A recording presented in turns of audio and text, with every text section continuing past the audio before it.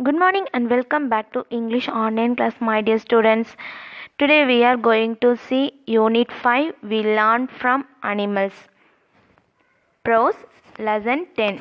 The Donkey and the Lion. Can a donkey fool a lion? Can a donkey fool a lion? Smart, quick thinking people can fool others. Okay, now let's read the story. Once upon a time, there was a donkey. He suddenly decided that he had had enough of hard work and beating from his master. I know, he thought, I will flee to the forest and live in freedom. I will grass on the forest grass, and who will be there to prevent it? So, without thinking too long, he ran away from his master into the forest. The donkey wanted to begin a free in the forest. He was very happy there. He grazed wherever he wanted to. Didn't have to work. Nobody beat him. In all his born days, he had never lived so well.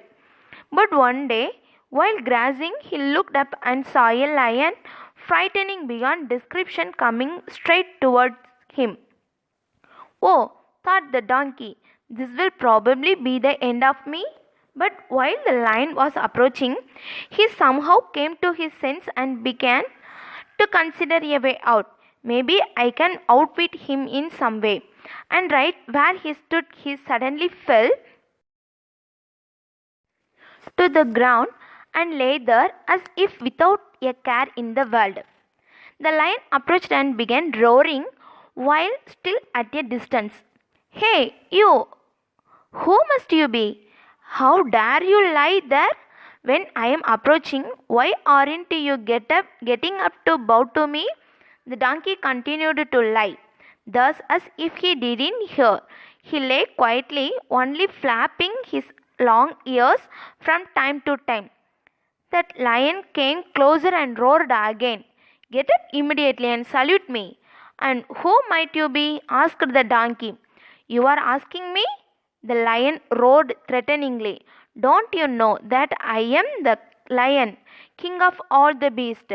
Without rising, the donkey raised his head and gouged his eyes at him. What kind of nonsense is this you are talking? He asked. You are king of all the beasts? Who told you such a thing? Do you have it in writing? Who elected you to be king? Well, speak up.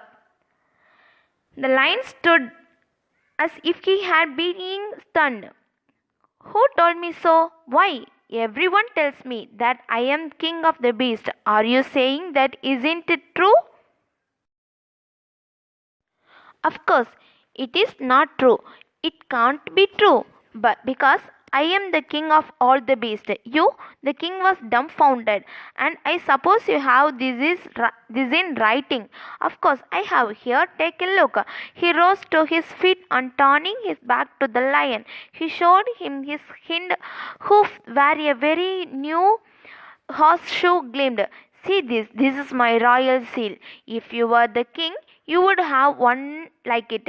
How astonishing, marveled the lion. I have never ever thought about such a thing. You are probably right.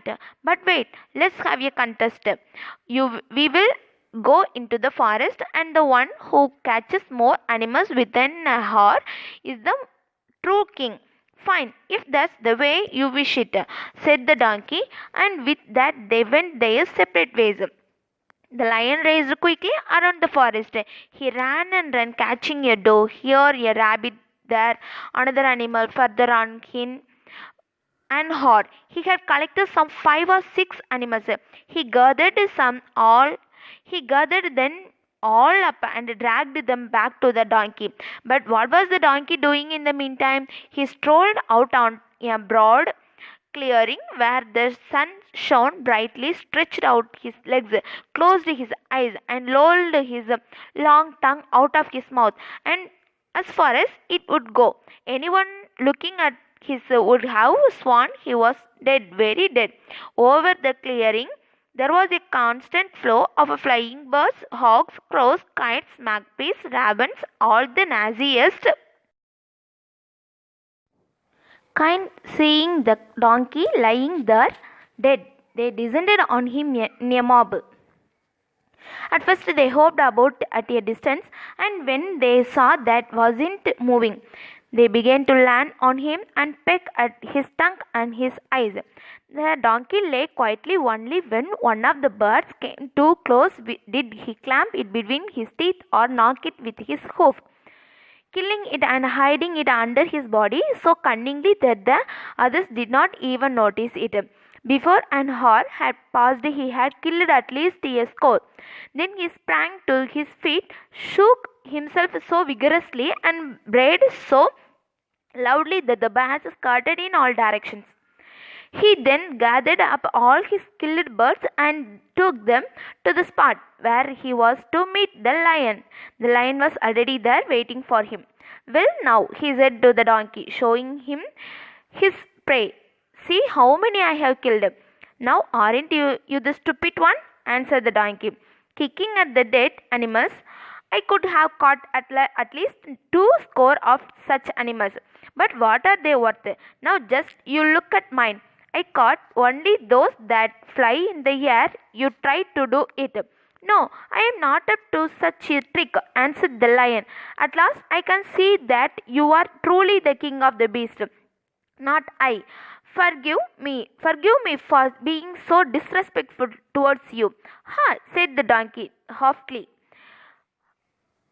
You must always be respectful, because you may suddenly meet someone who is your superior, and then what? I could now punish you immediately with death. But I will forgive you because you did this out of ignorance and not from ill will. Go now and be more careful another time. And the lion went dejected, his tail between his legs, as if someone had poured a barrel of ice cold water over him. But neither near nor too far away. He met Brother Fox in the forest. Good wealth to you, most illustrious king, greeted the fox, blowing low.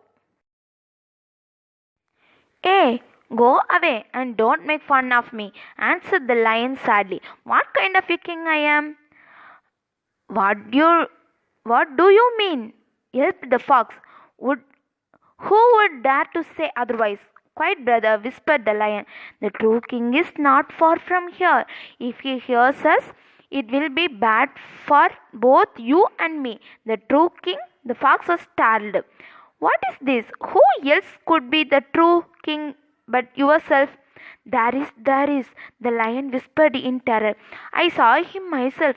He is terrifying, and what strength! He can even catch the animals that fly in the air. I thank God that he let me go alive. Is that so? The fox was amazed. Stranger and stranger. I know this forest intimately, and I can't think of who this could be. How does the king look in a world? Terrifying, said the lion. His ears are long, his head like a bucket, and the royal seal on his hind leg. For the life of me, I can't guess who this could be, worried the fox. You know what? Come and show him to me. Me? Never in the world, shouted the lion. It's enough that I was frightened once. Oh, come now. What is there to be afraid of? Encouraged the fox. You know what? Let's tie our tails together and then we can approach him with more courage. Oh well, agreed the lion. Let it be as you say. So they tied their tails together and off they went. They climbed upon a hilltop overlooking the clearing where the donkey was grazing. The lion stopped, looked, then whispered to the fox, There he is. There he is, look. The fox turned, took a look and yelped, You foolish lion, why this just an old ash? But to the lion it sounded as if he said that they must get away fast, and he became so frightened that he took to his heels. Over stumps, over streams, he ran as fast as his breath would let him. Finally, he was so tired that he stopped and looked behind him. Now, fox, he asked, Have we escaped far enough? But the fox was beyond speech, his tongue hanging out, since he was tied to the lion's tail. He was dragged all the way and had long ceased to breathe. "See," said the lion, "you said that the new king wasn't terrifying, but when you saw him for yourself, you almost died for fright." It is a very good story.